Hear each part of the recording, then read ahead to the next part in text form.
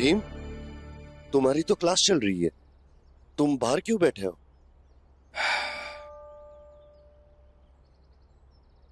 क्या बताऊं सर आपको, अजीब रिश्ता हो गया है। जब मैं क्लास के अंदर रहता हूं तो गुरुजी पढ़ाते नहीं, और जब उन्हें पढ़ाना होता है तो मुझे क्लास के बाहर निकाल देते हैं। मतलब क्या हुआ है भीम? हुआ ये सर कि रुको, ये कोई धर्मशाला है? जब मन किया तब चले आए। जाओ बाहर जाकर मैदान में खड़े हो जाओ।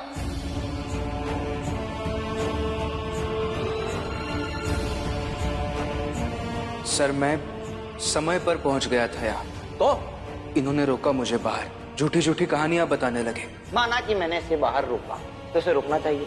अगर इसे आना था तो इसे समय पर आना था ना, कक्षा में सर। देर से आने वाले को कक्षा में कोई जगह नहीं है। चलो जाओ। ऐसे झूठ बोल दिया और सभी विद्यार्थी उनका साथ दे रहे हैं। आप ही बताइए मैं क्या करूं? मैं बात करता हूँ प्रिंसिपल से, आओ मेरे साथ। नहीं नहीं सर, मैं गया था प्रिंसिपल सर के पास, लेकिन उन्हें भी इन सब शिक्षकों की राजनीति के सामने झुकना पड़ा। इसलिए अब यह लड़ाई मुझे ही लड़नी होगी और मुझे ही जीतनी होगी। अगर आप भी उनके पास जाएंगे तो वो लोग कुछ ना कुछ तरीका ढूंढ ही लेंगे मुझे ना पढ़ाने का। इसलिए अब तरीका मुझे ढूंढना है गुरुजी, जिससे इस कॉलेज के कोई भी शिक्षक ऐसे षड्यंत्र करके मेरे जैसे छात्र को पढ़ाने से मना ना करे। भीमराव, अब परीक्षा आ रही है, अगर ऐसे ही तुम्हारी पढ़ाई रुक गई तो नंबर कम आएंगे।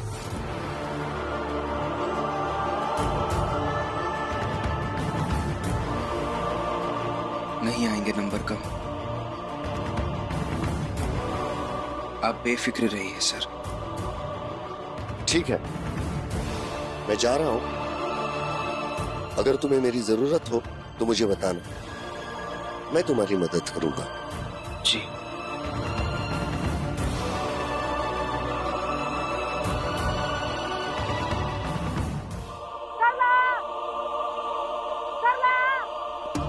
बाहर आ सरला, बाहर निकल सरला।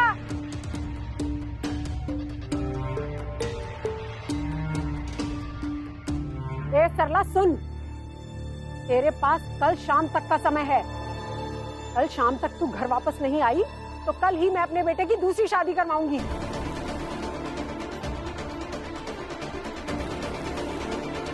ऐसे कैसे दूसरी शादी आप करवा सकते हैं? वो तू देख लेना, तेरे पास बस कल तक का समय है, तू सोच ले बस।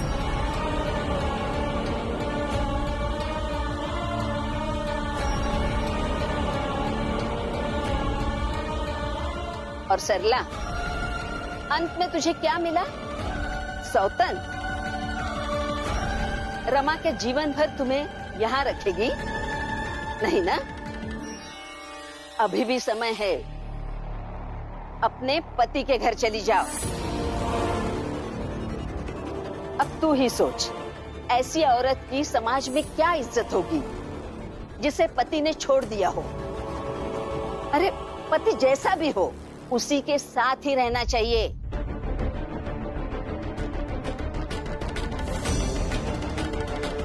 बेटी, इनकी बात पे ध्यान मत देना।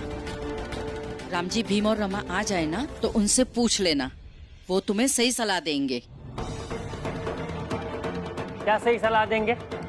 अरे इनके सलाह से तो सबकी बर्बादी ही हुई है, तुम्हारी भी बर्बादी ही होगी, याद रख लेना।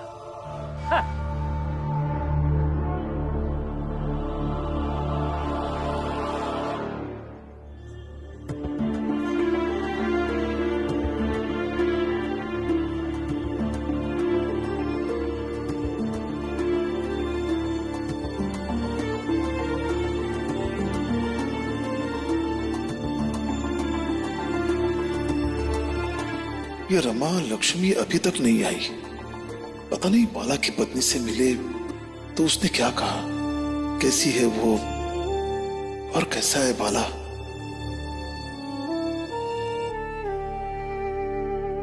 बाबा भैया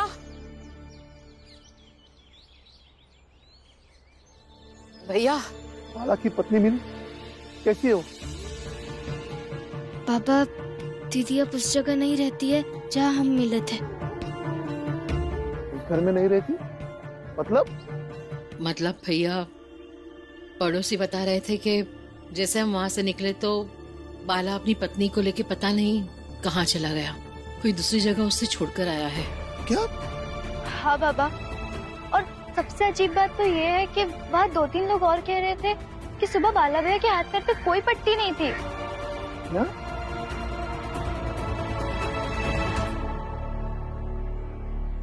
मेरा बेटा, मैं उसे बचपन से जानता। बचपन में वो जब भी गलती करता था और उसे लगता था कि उसे डांट पड़ेगी तो वो बीमार होने का बहाना करता था। ठीक है, तुम तीनों घर जाओ, मैं देखता हूँ। चलो।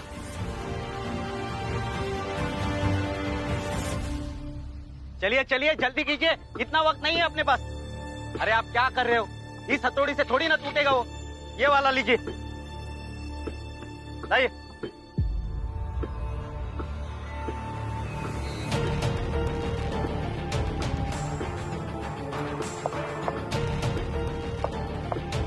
बाबा कहिए बाबा।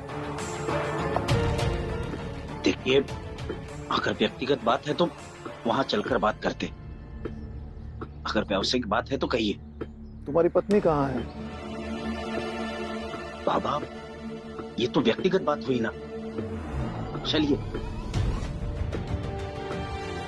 देखो बाला, मैं तुम्हें साफ साफ पूछ रहा हूँ, उसका सही सही जवाब देना, झूठ मत बोलना।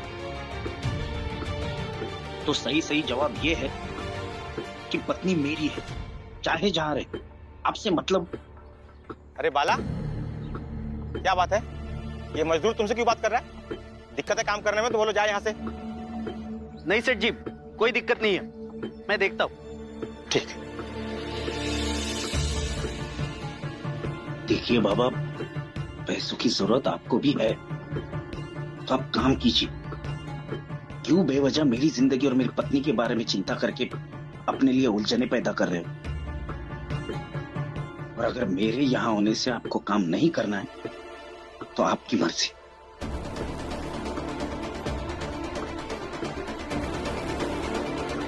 बाबा अब ये मत कहिएगा कि मुझे अपनी पत्नी के पास ले चलो। नहीं साहब, आपके हाथ में जो हथौड़ा है ना, वो मुझे दीजिए।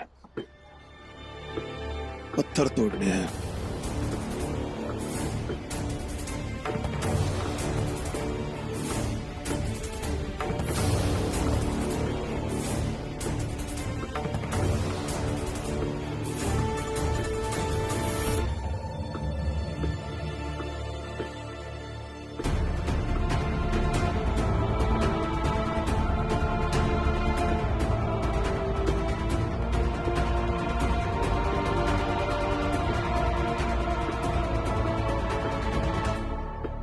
क्या हुआ? क्या सोच रहे हो भाऊ? नहीं, कुछ नहीं। सोच रहा हूं काश ऐसी कोई हथौड़ी होती जिससे किस्मत की कुछ चीजों का स्वरूप बदला जा सकता।